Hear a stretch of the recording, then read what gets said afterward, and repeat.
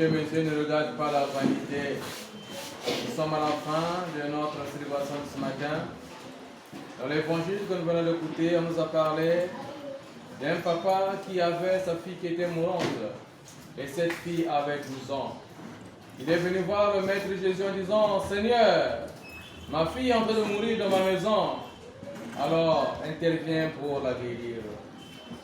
Aussitôt, avant de partir dans la maison de cet homme, il y avait une foule immense autour de Jésus. Et dans la foule, il y avait une femme qui avait une perte de sang pendant 12 années. Elle a tenté de se faire soigner par tous les moyens, mais n'a jamais trouvé gain de cause. Elle s'est dit, je vais faufiler au milieu de la foule et je toucherai la vie du Seigneur. Certainement que je serai guéri. Lorsqu'elle a touché la vie du Seigneur, un miracle s'est opéré. Le Seigneur a demandé à ses apôtres, quelqu'un m'a touché. Les apôtres étaient étonnés et Pierre a pris la parole en disant, Maître, quelqu'un t'a touché, mais c'est presque tout le monde qui est autour de toi qui te coince. Il dit, non, mais dans la foule, il y a quelqu'un qui m'a touché. Cette femme est venue se mettre au pied de Jésus en disant, Seigneur, c'est moi qui t'ai touché et voilà mon témoignage. Le Seigneur lui a dit, ma fille, va, ta foi t'a guéri. Aussitôt, Jésus est monté pour aller dans la maison de cet homme qui avait une fille qui était mourante. On leur a rapporté que l'enfant était déjà mort, ça ne servait pas encore que le maître y aille. Mais Jésus est parti dans cette maison avec une foule qui le suivait, mais la foule est restée dehors. Il a juste pris Pierre, Jacques et Jean.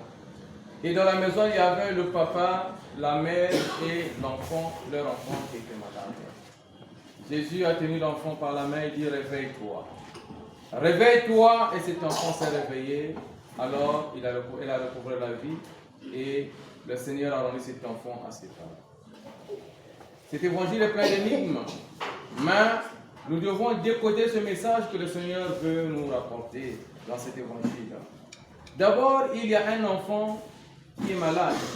Cet enfant a 12 ans. 12, c'est 1 plus 2 qui est égal à. Il y a une femme dans la foule qui a fait 12 années de maladie, de perte de sang. 12, 1 plus 2 égale à 3. Jésus est monté, il entre dans la maison. Mais curieusement, il prend juste Pierre, Jacques et Jean. Ils étaient combien? Ils étaient 3. Mais dans cette même maison, ceux qui les ont reçus, il y avait le père, la mère et l'enfant. Ils étaient combien? Ils étaient 3. Le hasard n'existe pas. La plénitude de Dieu fait que toute chose nous soit possible. Parce que si nous croyons en Jésus-Christ, nous serons habités par le Saint-Esprit et notre vie sera une vie de miracle. Le chrétien ne pourra plus jamais demander un miracle, mais les miracles vont l'accompagner parce que c'est un ordre naturel. C'est pourquoi nous sommes des chrétiens orthodoxes. Nous devrons apprendre à avoir la foi en Jésus-Christ. Ma fille, ta foi t'a sauvé. Toi aussi, ce n'est que ta foi qui va te sauver. Parce que vouloir, c'est pouvoir. Ce que tu veux, tu le peux. Ce que tu crois va se réaliser. Rien d'impossible à Dieu, mais aussi rien d'impossible à celui qui est croit. C'est pourquoi, mes frères, aujourd'hui, le Seigneur nous recommande tout simplement d'être aguerris dans la foi.